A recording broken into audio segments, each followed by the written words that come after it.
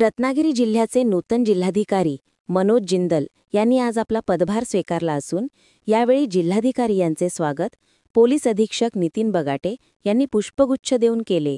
तसेच अपर जिल्हाधिकारी भाऊसाहेब गलांडे, निवासी उपजिल्हाधिकारी चंद्रकांत सूर्यवंशी यांनी पुष्पगुच्छ देऊन नूतन जिल्हाधिकारी श्री जिंदल यांचे स्वागत केले। तसेच जिल्हा माहिती अधिकारी प्रशांत सातपुते यांनी लोकराज्यचा अंक देऊन त्यांचे स्वागत केले।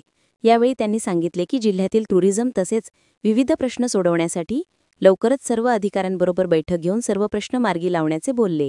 एमआयडीसी इंडस्ट्रीज रिलेटेड असतील, जिल्ह्याच्या विकासासाठी जे काही प्रश्न असतील त्याच्यासाठी आता पुढच्या महिन्यामध्ये मी वेगवेगळे डिपार्टमेंट्स जे आपले खाते असतात जिल्ह्याचे, जे ऑफिसेस असतात, ऑफिसर्स असतात, अधिकारीगण असतात, सगळ्यांसोबत मी मीटिंग्स घेणार आहे, त्याचा आढावा घेणार आहे। त्याच्यामध्ये आपली आत्तापर्यंत काय प्रगती आहे त्याचा आढावा घेणार आहे आणि आपला जिल्ह्यासाठी पुढच्या 1 आणि 2 वर्षामध्ये काय काय चांगले कार्यक्रम आपण प्रोग्राम डेव्हलपमेंटचे विषय असतील ते सगळं प्लॅनिंग करू शकतो।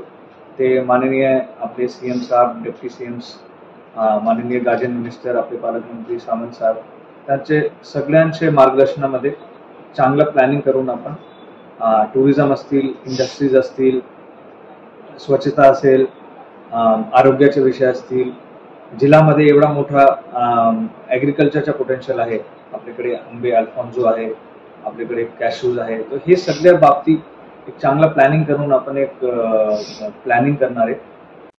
ब्युरो रिपोर्ट मुस्कान मुजावर, रत्नागिरी। आपण पाहत आहात कोकण लाईव्ह, प्रत्येक बातमी आपली।